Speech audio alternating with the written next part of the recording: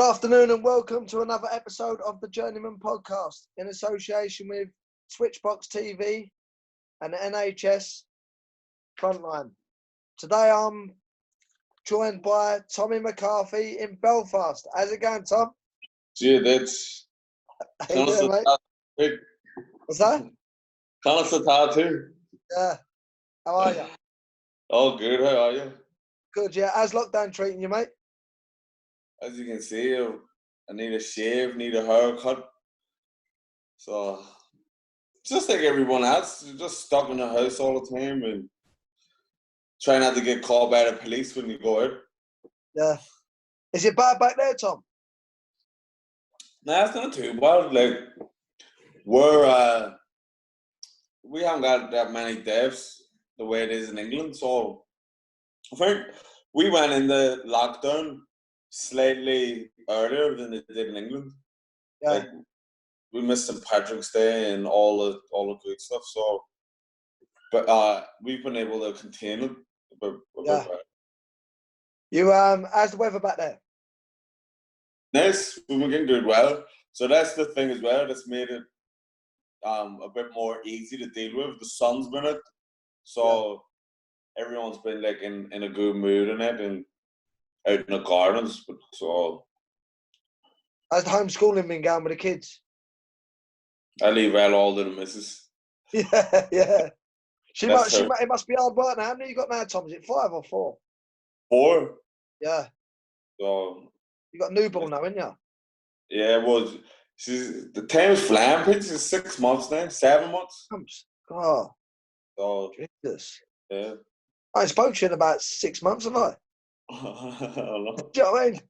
I've had to keep my head down. I know. Obviously, we go back to your childhood, Tom. Just strip back a little bit.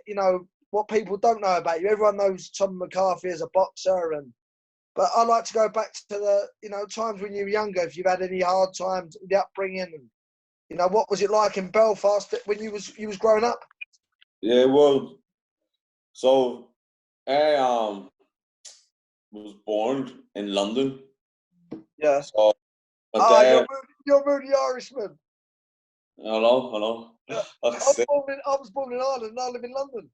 I know. So me and you swapped places, but my dad basically. The story is my dad's from here and he went to England to work, like loads of Irish fellas. Yeah. Went over there and met my mother, and they had me. Didn't work out, so my dad came home, and then my mother died, so I come home to live with my grandparents over here. Yeah. So I was dead young, and but before my dad came home, I was always back, like growing up between Belfast and London for the first like period of my life. So as soon as I got brought straight home to Belfast to get christened, so I was like I was born in 1990, so I caught the tail end of the troubles. You know what I mean? Yeah. My early memories is always like being the only black kid in my street, the only black kid in school, and all that stuff. But I never. You was the only black kid in Ireland, weren't you? It couldn't have been many though, Tom. It couldn't have been many. There was none, that's what I'm saying. Like when I was growing up, there was none in my street, none in my whole area. There was one other girl actually. It was just me and her, and none in my school. So, but I never had like a hard time growing up. People all think like if you ever meet any black Irish people, a lot of them have these terrible stories about growing up getting bullied and all that. But I've always, from when I was a kid, was always the biggest in my class and always like well liked and well got. So it was more to my advantage, and I always, me, Peter, I always loved the limelight and that. So it was always standing out. It didn't make me feel too bad. I liked being like the center of attention growing up as a kid. So but obviously, growing up, you had a bodyguard anyway, a big bodyguard around you all the time, so you'd never have any trouble anyway, would you? You had Paddy Barnes around you. Well, see, Paddy's from North Belfast, and I'm from West Belfast. Yeah. So me and Paddy only started becoming mates when I was about 17. Yeah. I always knew him, like, but we never. Then Paddy's a bit older than me as well. So, but growing up, it was always like I was doing music before boxing. So, playing the guitar, and that was because I'm from a big musical family. All my family's singers and musicians in it. Yeah. So I was playing the guitar, and then when I went in the first year, that's when I started boxing. Yeah. So obviously going back to, obviously I don't know if you really speak about it a lot, Tom, but how did your mum die? She had this she died young. She was only 28. She had a disease that affects mostly black women. Anyone can get it, but it's more common in black women, called sarcoidosis. Yeah. Just like obviously a shocking death for a young woman. Yeah. But it was How old was you, Tom? How old was you? I was just 7 coming in. Yeah. It's a hard time now. My mum left. My mum left at that time. My mum left when I was 8.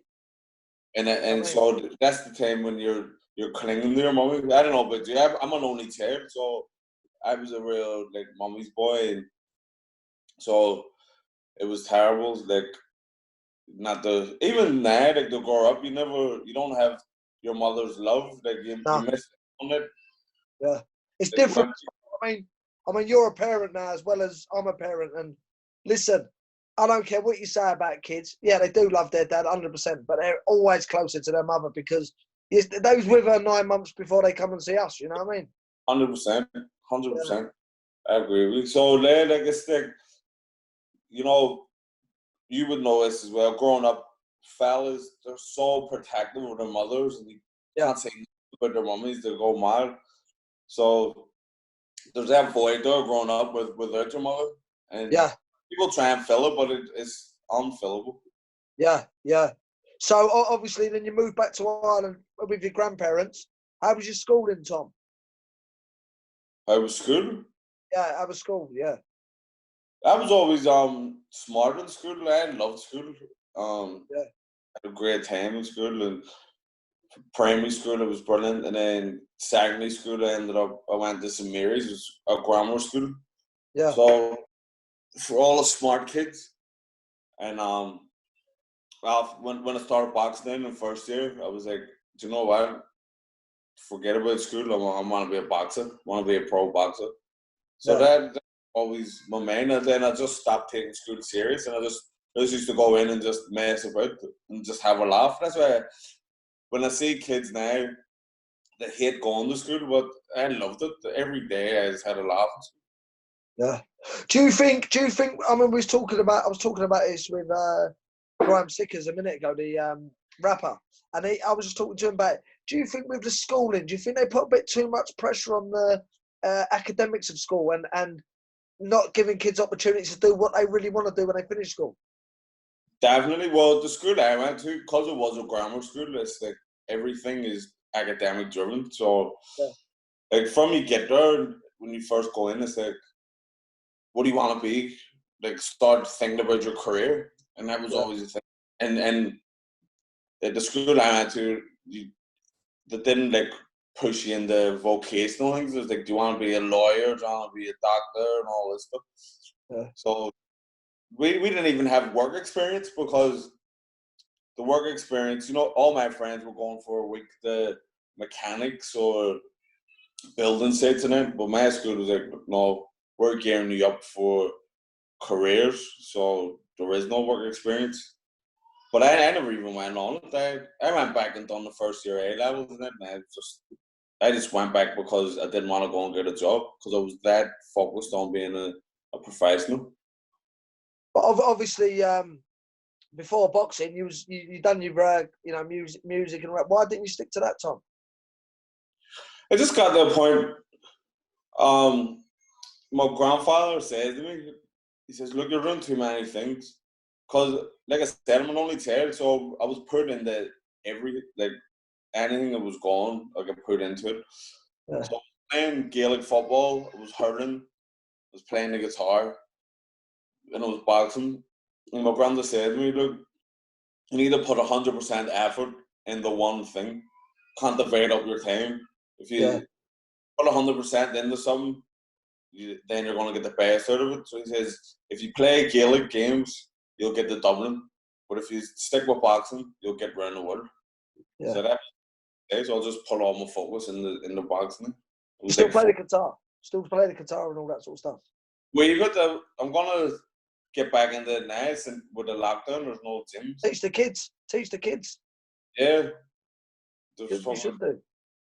But obviously, you grew up in the tail end of the Troubles. Did you remember any of it, Tom, or not really? I have like memories of like Brits walking up and down the street, and these the lads who I never went, but I remember my friends, going up and they let them look down the guns and it, and snipers, stuff like that, and there's bomb scars still to this day all the time. But luckily we missed all the action. Yeah. Well, I mean, with boxing, Protestants and Catholics always trained together, didn't they? So there weren't a divide, was there? No, but for some reason, boxing isn't big in the Protestant community. There's not that many Protestant boxers. I don't know why. And so Stephen Ward, he would have came over and sparred with me like 3 times a week.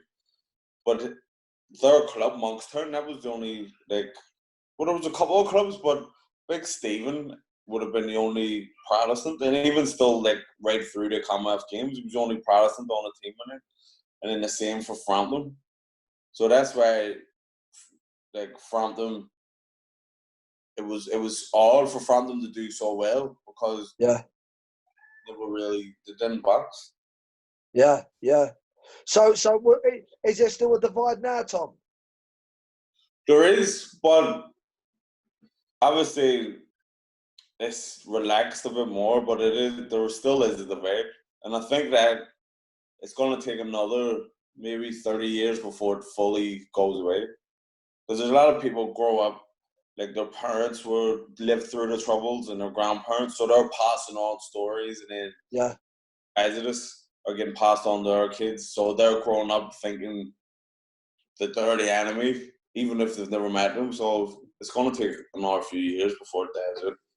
I remember I trained in Belfast with John Breen, and I was out there for about 2 years with McCluskey, and I used to stay out there on what was the road called? What's the park called with the water? What park is it? The Waterworks. Right, Waterworks. Yeah, I stayed right by there, and I used to go running at night with Team McDonagh tops on and that. And John Breen used to say, "We don't run down certain roads here." I didn't know. Yeah. Because there is certain people still stuck in the past, so you do have to keep your wits about you. Yeah, I mean, I stayed at Amy McGee's house as well in Ardine, and I remember coming out one day, and there was like riots going on everywhere. Obviously, it was the marches. You know what I mean? It was crazy. The riots are seasonal. I don't think it's always around the time when the marches are going on, and then they want to march through contentious areas, and then that's when the trouble starts. But it's not. We're not marching. We're not rioting all year round. Yeah. So then obviously you got into boxing. What age did you start boxing at? 12. 12, yeah. When was your first fight? Where? When? And I was only a couple of weeks after, about a month after I started boxing. Yeah. And I was up in Holy Trinity's club show. But remember, years ago, I don't know if they still do it like it's now, but you go to the show, you go, right, what head is same head, right? Yeah. Spares. It was one once, and I was, has he had any fights? And the guy, I remember his name was Gary Kelly. Yeah. And no, he hasn't had any fights. He's a complete novice. I went, no, but this young McCarthy is a raw novice. And they went, yeah. I got in, the guy was slick as fuck, throwing uppercuts, hinks, no. I got stuck in there, but I lost. So, I lost the first fight and I was gutted, but that just made me more determined to win the next one. Yeah. So did you go for all the championships and all that? Yeah. Yeah. So I was, like I said, I was always big for my age. So I got in the the championships the first year, I was getting walkovers. Yeah. So I got a walkover in the novice championship, and then I got a walkover in the county championship. And then that got me down to the national championships. So there was only 4 of us in the weight, and I won the semi-final, and I was in the final. It was only my 3rd fight. I was like, Jesus fuck, I must be brilliant here. I'm in the All Ireland final, my 3rd fight, and I get beat. Only get beat by 2 points, but that gave me a taste of success, taste of the stadium. Yeah. Right, fuck, this is definitely for me. I'm fucking brilliant. And then it came back, and that made me determined to go down and win it. Then. Yeah. So do you think boxing? You went into boxing. Was that a little bit that was left from your mum? You lost from your mum, and you thought as well that filled the gap. But, I never thought of it like that, but you might be right, because when I was a kid, I always watched boxing. Yeah. Always, and was always a fan of it, but I'm not from a boxing family. Yeah. So maybe it was something that I never even thought of. I mean, a lot of people talk about it. You know, it's because really it's like self-harming yourself, and getting punched in the face. It is.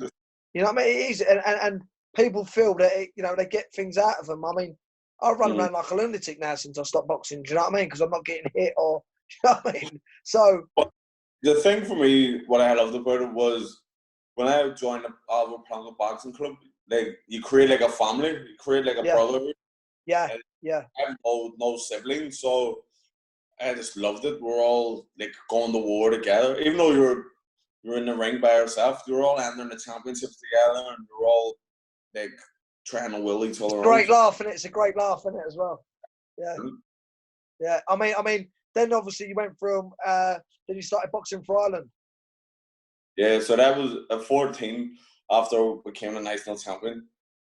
Then you get called up for the Ireland team, schoolboys, went to Europeans, schoolboys, got a bronze medal out there.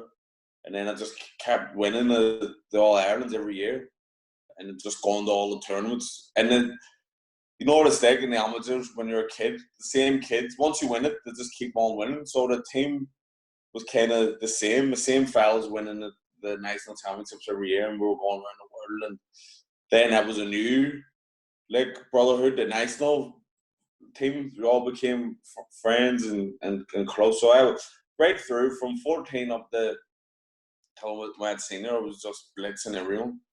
Then I went to World Junior Championships, well, under 18s, and it's called the Youth now, World Youth Championships. Got the bronze medal out there. I was like, fuck, I'm right. And then I always wanted to go pro when I was 18. Yeah. So I went to them championships. I was 17, got the bronze, and I was like, right, I'm going to be turning 18, I'll go pro. But you're too young. 18's too young, especially for miles too young. Far too young. So yeah. Especially for a cruiserweight. Yeah. You don't go into a cruiserweight till you're about 20, 28, 30-year-old. Yeah, that's true. You know what I mean? Right. So I stayed around, and I never wanted to go to the Olympics. I never gave a shit about them.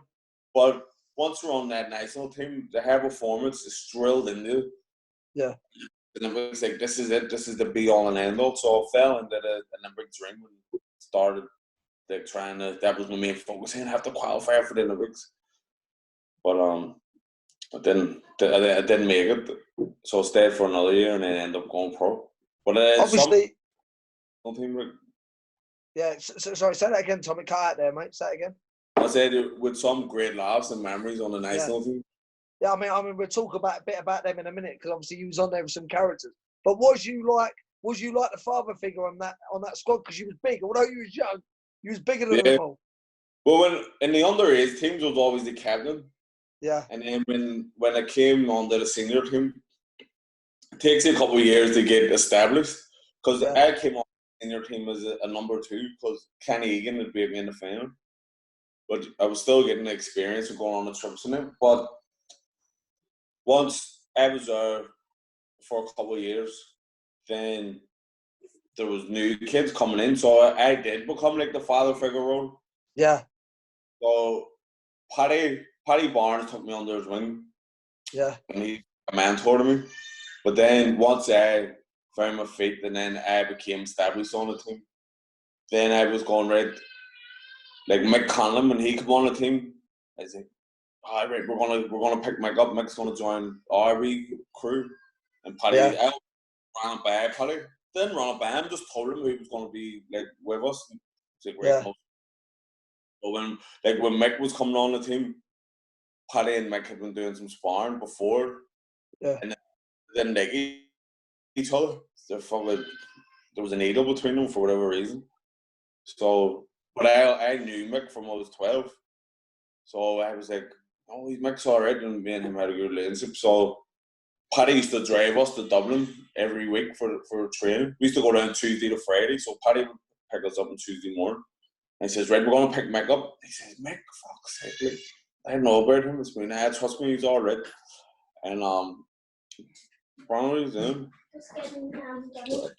And so Mick joined the RB squad then, and we ended up forming that wee friendship. And then when Sean McComb won the championship, he didn't know any of them, but I knew Sean because both of us are from we used to play for the same Gaelic club, and the same again. I says, look, Paddy, we're picking up Sean. He says, Sean, is you sure he's all right? And I says, oh, he's 100%. And then that was us for the Belfast boys.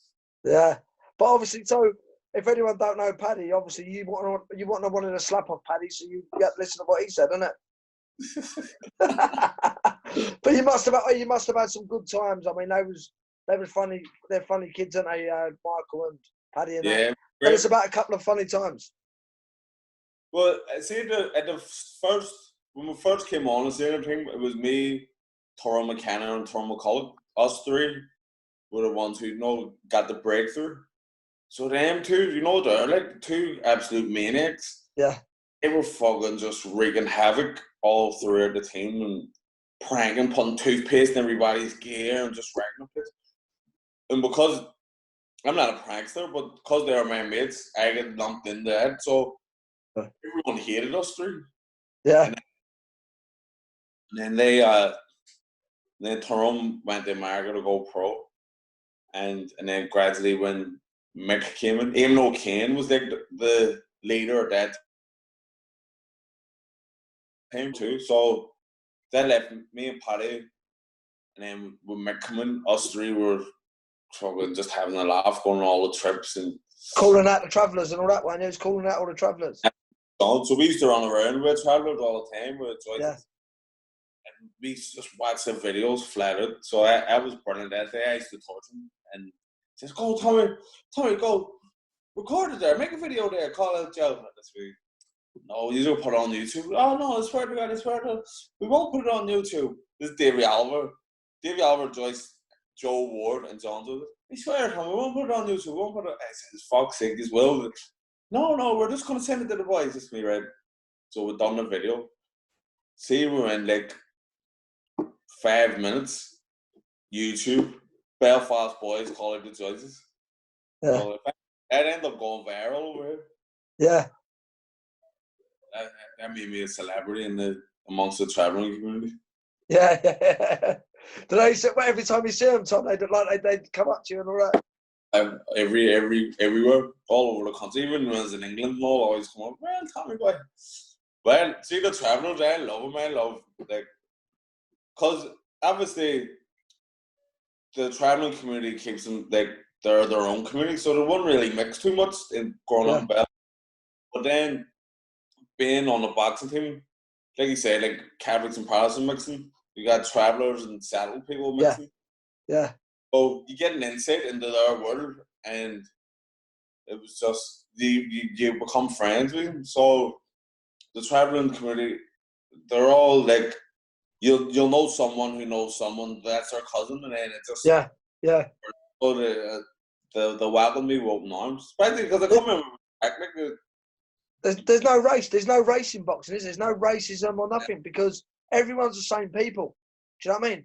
Blood, sweat, and tears, isn't it? And everyone's just like families. But obviously that was the amateur side of your career. Obviously we'll do another one again sometime because that's we could talk about that for a long time because you've got some great experiences. But I mean, then obviously you turn pro. What made you turn pro? And obviously I know it was your dream from 18. Yeah, well, I went to the World Championships and European Championships in 2013. So the Europeans, I got bid for a medal on a split decision against the world number one, Timur Mammadov. But I really thought I won. Like, I thought, fuck, we definitely won this. I was shocked when I didn't get the decision. And then went to World Championships later that year, fighting for a medal again, beating another split decision by the Argentinian, who was number 3 in the world at the time. And again, I was convinced that I'd won it. So, but you know, in amateur boxing, like, there's so many controversial decisions. So after that championship, Pat McGee, who was my manager at the time, he made me an offer well, he wasn't my manager. He was interested in me. So he made me an offer. The offer was too good to refuse, so I just got involved with him. But obviously in the amateurs, you was unfunded in the amateurs as well, weren't you? And all that. So that's what I'm saying. Like, Pat, he made an offer like that was better than the funding that I was getting. Yeah. Getting good funding. So it was too good to say no, basically. Yeah. And then like, no interest in the Olympics. And like Pat, when we talked, they came out to Kazakhstan to watch me in the World Championships, and he thought that it was robbed for the medal. And then so he says, "Look, Tommy, because I was ranked number 8 in the world then after." He says, "Look, you're top 10 in the world. If you're top 10 in the world as a pro, like, you're talking big money for a fight, and so there's nothing left to prove as an amateur." I says, "Right, suppose you're right," and then turned over. Yeah. So obviously, you turned pro. When did you realise that pro boxing weren't a bit of fun? It weren't running around with travellers. It weren't running around with, having jokes and laughs and getting paid every week. Your funding. When did you realise that it was a serious business?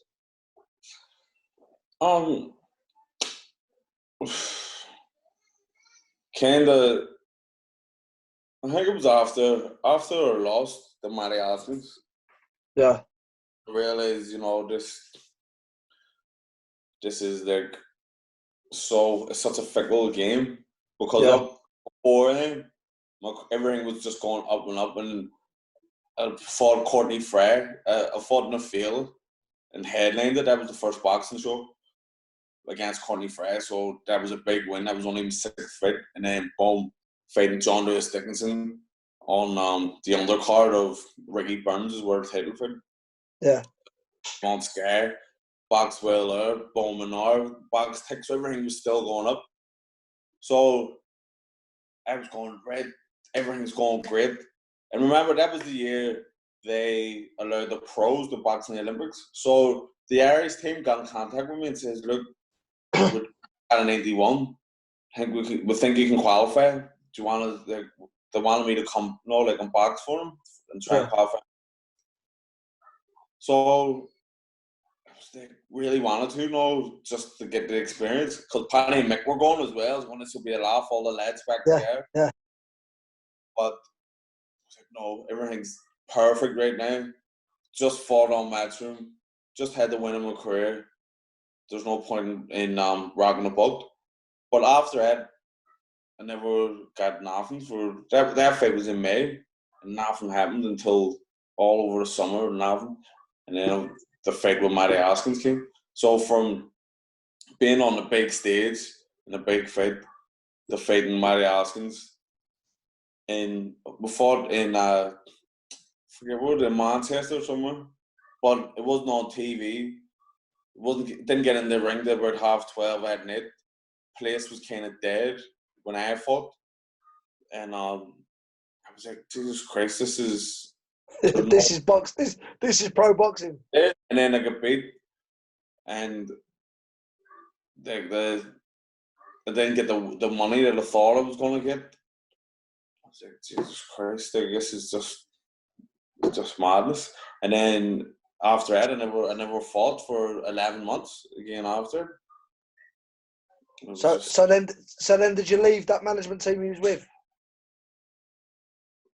Yeah, well, I stayed with Pat for a while, because Pat, he was good to me, and I still had faith in him, but it was just going on too long.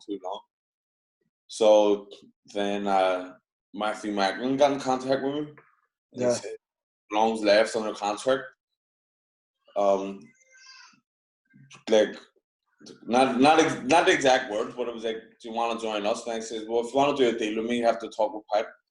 So he spoke with Pat, and Pat rang me and says, look, we've done a deal there, so good luck, no hard feelings. So then I was with MTK for it, and they got me a fight on Ryan Burnett's undercard, and then the next fight was on Carl Frampton's undercard. 2 weeks like just, and then that was an hour. Like after that, I never boxed for ages. Nearly a year. So that was I was like, do you know what? Jesus Christ, I was like another year wasted. Yeah. So I just said, look, I'm gonna just manage myself. So they let me go, and then Mark Dunlap says to me, look, I have a great plan for you, and then he sent me. So I'm with Mark Dunlap right now, and he's been the best manager I've been with. I feel like I should have from the start. I mean, then you had a devastating loss to a degree against Reactpor. What did you think after that fight? After that fight, I was like, you know what? I'm just gonna pack it in. Because I'm just kidding. Because I really believed that I was that much better in Reactpor. Yeah. I'd been like all for the years when I was inactive, I'd been going to sparring camps and sparring all like world champions and world class fighters, and always doing. So I was going Reactpor, I'm miles above this guy, and then that was just a big wake up call for me. And like I felt like I was winning the fight, and then boom, fucking legs went. Yeah. But after that fight, I just said to myself, nah, forget about it. And did you struggle, Tom? Did you struggle with any depression or anything like that after that fight? Well, wouldn't say depression, because the word depression gets through about a lot, and I think when you're having the down times, it doesn't mean you're depressed. You're just having you're just low. It's time you got to reevaluate yourself. So my cousins had come up to watch the fight, and I said to them after, that's me, right, lads, that's me, I'm finished.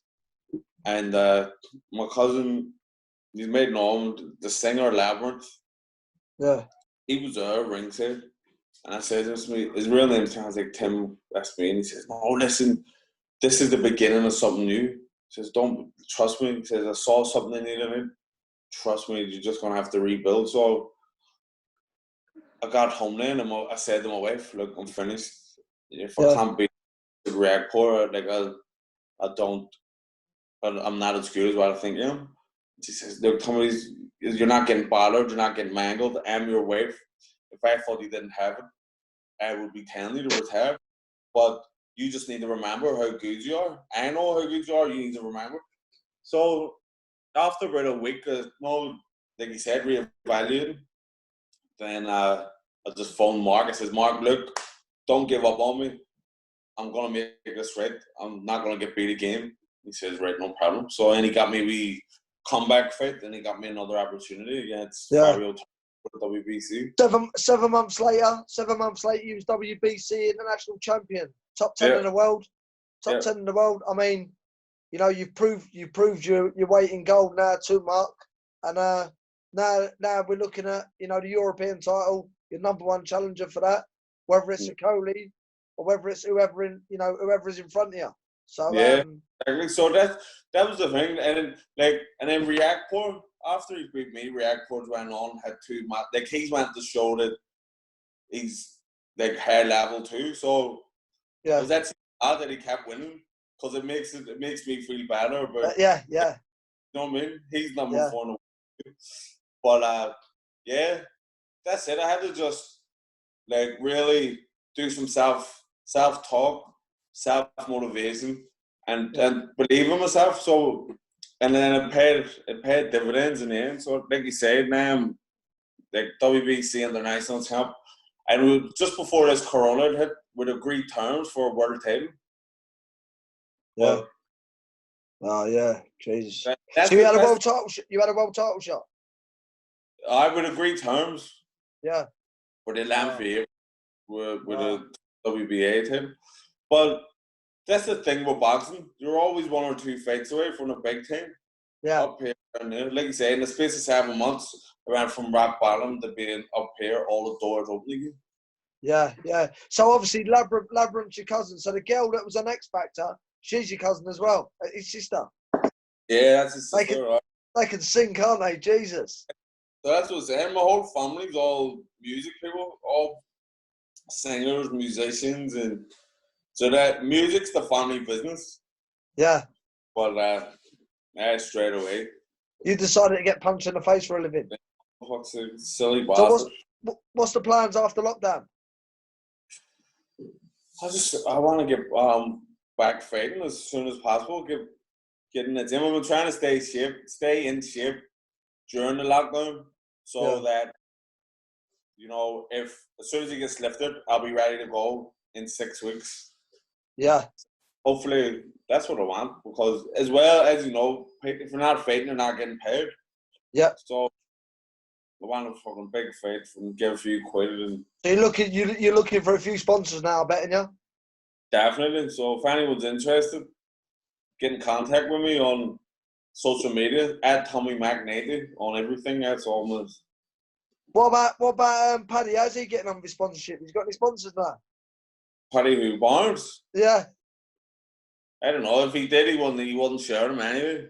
Yeah. Well, yeah, no. So if anyone's interested, or having their name on Tommy's shorts, or him doing interviews and promoting your company, get in touch, because the man's just about to fight for a world title. Whether it's the next one or the fight afterwards, Sky Sports, BT, it'll be on some sort of channel anyway, even maybe Trash TV. So, Tom, all the best, and it's great to have you on, and definitely get you on again soon, mate. Yes, Pete. All the best, mate. Be soon. See you later.